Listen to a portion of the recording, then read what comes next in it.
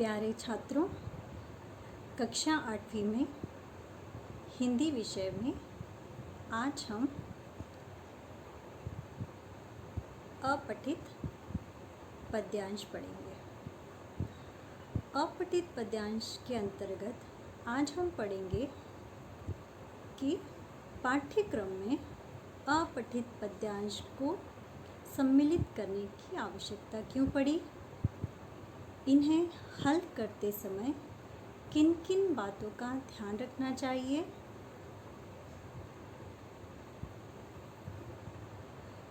अपठित पद्यांश को हल करने से पहले हमें यह जानना आवश्यक है कि अपठित पद्यांश होते क्या हैं। जैसा कि हम अपठित गद्यांश देख चुके हैं, आप भली भांति समझ चुके हैं कि अपठित गद्यांश क्या होते हैं। अपठित गद्यांश की तरह ही अपठित पद्यांश भी होते हैं और उनको करने का तरीका भी लगभग वैसा ही होता है। पद्यांश का अर्थ होता है पद्य का अंश। पद्य का अर्थ होता है कविता, यानी कविता के छोटे भाग को कहा जाता है पद्यांश। और अपठित यानी जो पहले न पढ़ा गया हो। तो अपठित पद्यांश का अर्थ हुआ पहले कभी न पढ़ा गया पद्यांश। पद्यांश को काव्यांश भी कहते हैं, कविता का अंश अर्थात काव्यांश। तो अपठित पद्यांश या अपठित काव्यांश ऐसा अंश होता है किसी पद्य का जो आपने पहले कभी न पढ़ा हो, जो कि आपके पाठ्यक्रम में सम्मिलित कविता के अतिरिक्त आपको पूछा गया है। इन्हें अपठित काव्यांश भी कहते हैं, बता चुकी हूँ मैं आपको। पाठ्य पुस्तकों में संकलित कविताओं के अतिरिक्त अन्य स्थानों से लिए गए पद्यांश ही अपठित पद्यांश कहलाते हैं, है ना। हम जानते हैं कि जो प्रश्न पत्र होता है उसमें अपठित पद्यांश पूछे जाते हैं। अपठित पद्यांश मूल्यांकन का एक बहुत ही अच्छा तरीका है। मूल्यांकन के समय अगर आपसे सिर्फ पढ़े हुए या पठित गद्यांश या पद्यांश पूछे जाएंगे तो इससे पूर्ण जानकारी नहीं मिल पाती है कि जो छात्र हैं उन्हें भाषा का पूर्ण ज्ञान हुआ है या नहीं, क्या उनकी बौद्धिक क्षमता अपने मन से स्वयं ही प्रश्नों को हल करने की हो पाई है या नहीं। इसलिए मूल्यांकन में अपठित गद्यांश और अपठित पद्यांशों को सम्मिलित किया जाता है। अपठित पद्यांश का उद्देश्य। अपठित पद्यांशों के माध्यम से विद्यार्थियों के सामान्य ज्ञान और भाषा के विषय में जाना जाता है कि आप भाषा को कितनी अच्छी तरह से समझ पाए हैं। इससे यह पता चलता है कि छात्र उस पद्यांश की भाषा को समझते हैं या नहीं। देखिए, गद्य को समझना पद्य की अपेक्षा अधिक सरल होता है, क्योंकि जो कविता होती है, कविता में कवि शब्दों के चयन के लिए स्वतंत्र होते हैं। कविता हम किसे कहते हैं? जब किन्हीं पंक्तियों को क्या हो, लयबद्ध तरीके से गाया जाता है। तो कई बार लयबद्ध करने के लिए या तुकबंदी के लिए शब्दों का जो क्रम होता है वो बदल दिया जाता है। तो गद्य और पद्य में यह अंतर होता है। जो गद्य होता है वह सीधा एक सरल लाइन होती है, एक सीधी सरल पंक्ति होती है जिसे पढ़ के आसानी से समझा जा सकता है। जबकि पद्यांश को समझते समय या कविता को समझते समय थोड़ा सा ध्यान रखना चाहिए, क्योंकि कविता में जो पंक्तियाँ होती है उनमें शब्दों के क्रम को यथास्थान न रखकर कभी कभी लयबद्धता के लिए या तुकबंदी के लिए क्या कर दिया जाता है, बदल दिया जाता है। तो अगर हम उन्हें ध्यान से नहीं पढ़ेंगे तो हो सकता है कि हम उसके अर्थ को ठीक प्रकार से ग्रहण न कर पाए या उसके भाव को ठीक से न समझ पाए। साथ ही इससे छात्रों के भाव ग्रहण करने की क्षमता का पता चलता है। यह पता चलता है कि छात्रों ने कविता का जो उद्देश्य है उसे पूर्ण रूप से ग्रहण किया है या नहीं, कविता के अंदर जो भाव निहित है क्या छात्र उसे समझ पा रहे हैं या नहीं। तो मूल्यांकन के लिए बहुत ही अच्छी चीज़ है जिसे कि पाठ्यक्रम में प्रश्न पत्रों में सम्मिलित किया जाता है। इन पद्यांशों के नीचे प्रश्न दिए जाते हैं।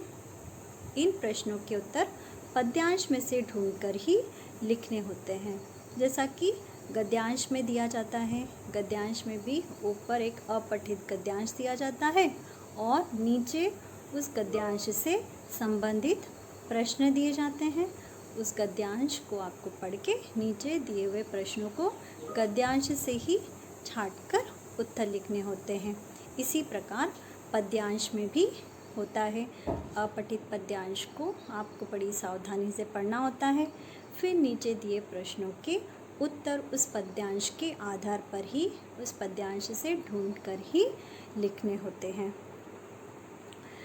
अब आते हैं तो पहले पद्यांश को 2-3 बार ध्यानपूर्वक पढ़ना चाहिए और उसमें जो भाव निहित है उसे समझने का प्रयास करना चाहिए। उसके उपरांत दिए गए प्रश्नों के उत्तर अपने शब्दों में लिखना चाहिए।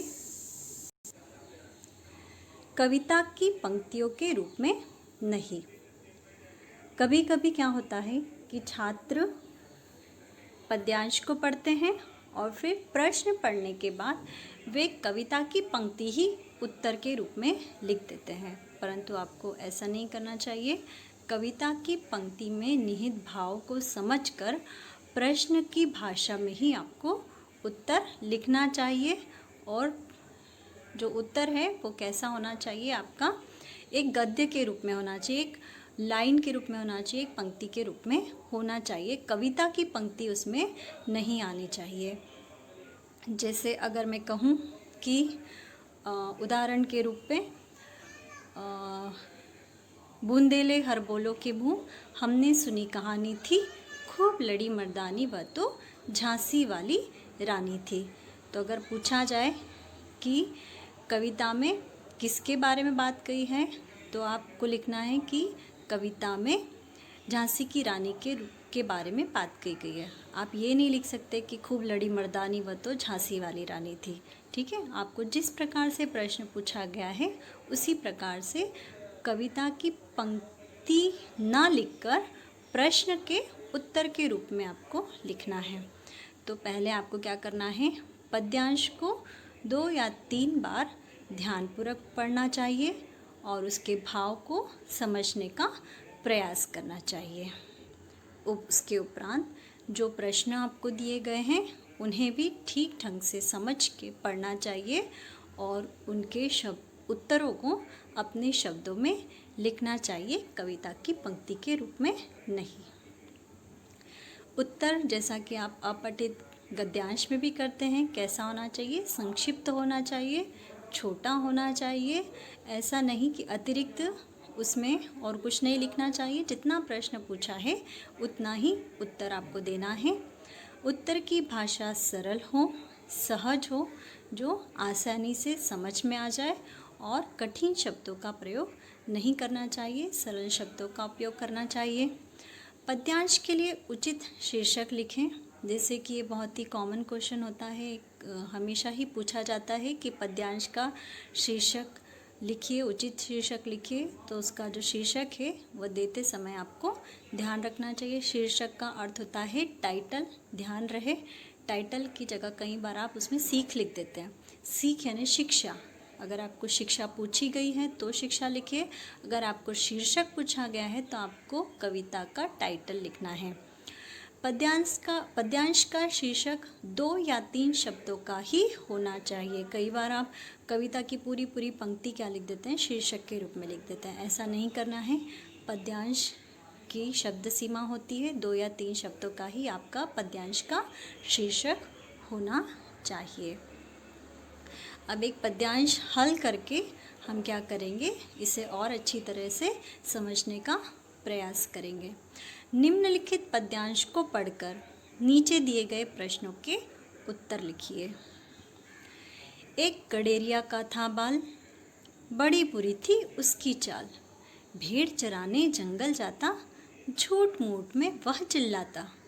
दौड़ो अरे भेड़िया आया, उसने मेरा भेड़ उठाया। लोग दौड़कर थे जब आते, उसे मज़े से हंसते पाते। एक दिन सचमुच भेड़िया आया, तब वह मूर्ख बहुत चिल्लाया। पर उसको सब झूठा जान, रहे बैठ बिल्कुल चुप ठान। भेड़ भेड़िया लेकर भागा, पछताया वह बाल भागा।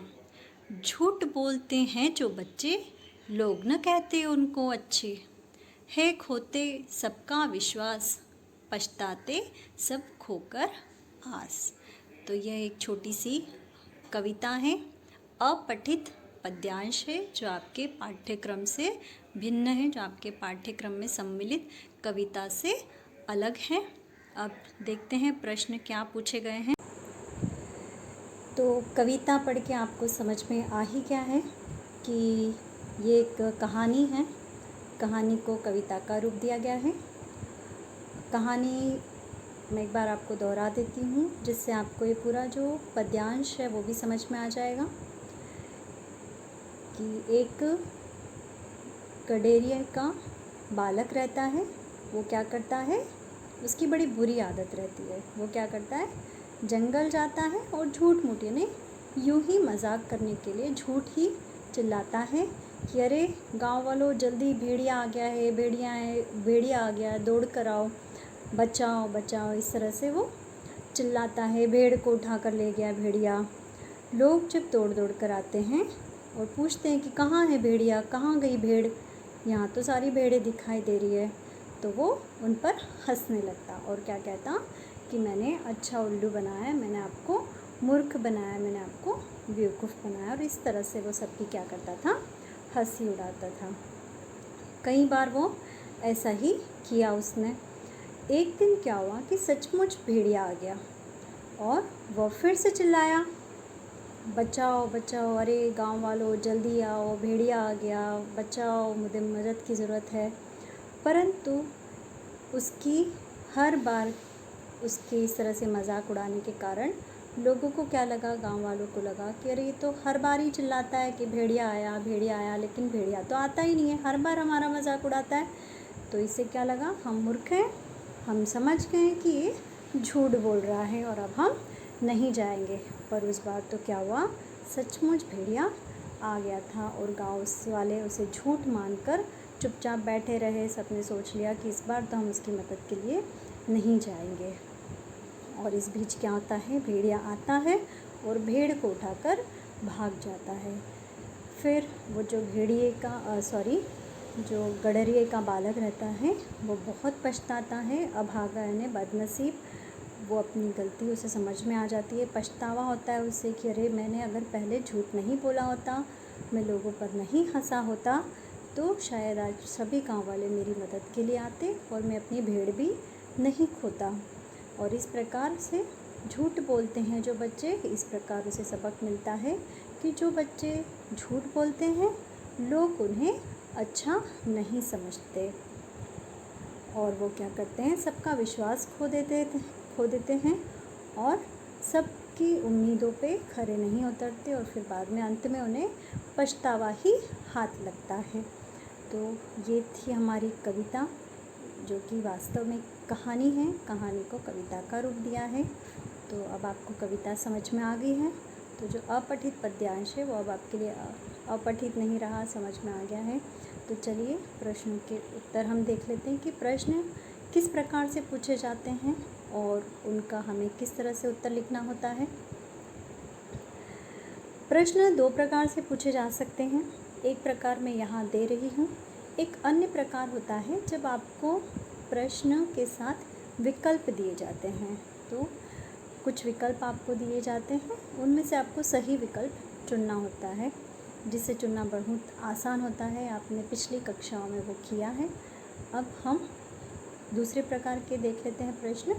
इसमें सामान्य प्रश्न पूछे जाते हैं और उनके उत्तर आपको 1 या 2 पंक्तियों में लिखने होते हैं, 1 या 2 वाक्यों में लिखना होता है। पहला प्रश्न है, गडेरिए का बालक झूठ मूठ क्या चिल्लाता था? तो आपको पता है क्या चिल्लाता था। गडेरिए का बालक झूठ मूठ ही चिल्लाता था कि अरे दौड़ो, भेड़िया आ गया, है ना। प्रश्न दूसरा है, लोग चुपचाप क्यों बैठे रहे? स्वाभाविक सी बात है, हर बार वो झूठ बोलता था, हर बार भेड़िए के आने की बात बोलता था।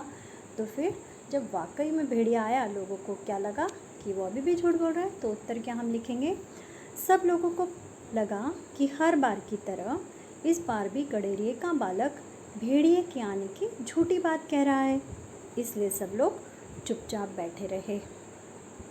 प्रश्न 3 है, गडेरिए का बालक क्यों पछताया? तो उत्तर आप कैसे लिखेंगे एक वाक्य में, जब भेड़िया भेड़ को उठाकर ले भागा तो गडेरिए का बालक पछताया। उसे पछतावा हुआ कि वो पहले अगर ऐसा झूठ नहीं बोलता तो उसकी भेड़ बच जाती। प्रश्न 4 है, कविता से क्या सीख मिलती है? तो बहुत अच्छी कविता है। क्या सीख मिलती है हमें? कविता से हमें सीख मिलती है कि कभी भी झूठ नहीं बोलना चाहिए। 5वां प्रश्न है, गडेरिए का बालक जंगल क्यों जाता था? जानते हैं हम, जवाब क्या लिखेंगे इसका, गडेरिए का बालक भेड़ चराने जंगल जाता था। और अंतिम प्रश्न है, विलोम शब्द लिखिए। झूठ का सच होता है विलोम, दिन का विलोम होता है रात। तो अब आप भली भांति समझ चुके हैं कि अपठित गद्यांश या अपठित पद्यांश अगर हमें हल करने के लिए दिए जाते हैं तो दोनों को हल करते समय हमें क्या ध्यान रखना है। सबसे पहले हमें अपठित गद्यांश हो या अपठित पद्यांश हो, उन्हें भली प्रकार से पढ़ना है, कम से कम 2 या 3 बार। और पढ़ने के उपरांत या पढ़ने के दौरान अगर आपको कोई इसमें महत्वपूर्ण बातें लगती हैं तो आप उसे क्या कर सकते हैं, रेखांकित कर सकते हैं। उसके बाद उसे समझने का प्रयास करें। दूसरा, पढ़ते समय जो अल्प विराम होते हैं, पूर्ण विराम होते हैं, विराम चिन्ह होते हैं, उनका अवश्य ध्यान रखें। फिर है कि जो प्रश्न पूछा गया है उसको प्रश्न को भली भांति समझकर प्रश्न का उत्तर लिखते समय 1 या 2 पंक्तियों में ही लिखें, 3-4 पंक्तियों में या अतिरिक्त उत्तर ना दें। जो आपको पूछा गया है वही संक्षिप्त में, कम शब्दों में छोटा उत्तर लिखने का प्रयास करें। कठिन शब्दों का, क्लिष्ट शब्दों का प्रयोग न करें, सरल भाषा का प्रयोग करें जो आसानी से समझ में आ जाए। यदि शीर्षक पूछा गया है तो उचित शीर्षक लिखें। शीर्षक भी 2 या 3 शब्दों का ही लिखना है, बहुत बड़ा शीर्षक लिखने की आवश्यकता नहीं है, उचित शीर्षक लिखें। शिक्षा अगर आपको पूछी गई है तो शिक्षा को भी 1 या 2 वाक्यों में ही संक्षिप्त में लिखने का प्रयत्न करें। तो अब आप भली भांति समझ गए हैं कि अपठित गद्यांश और पद्यांश किस प्रकार से आपको हल करना है।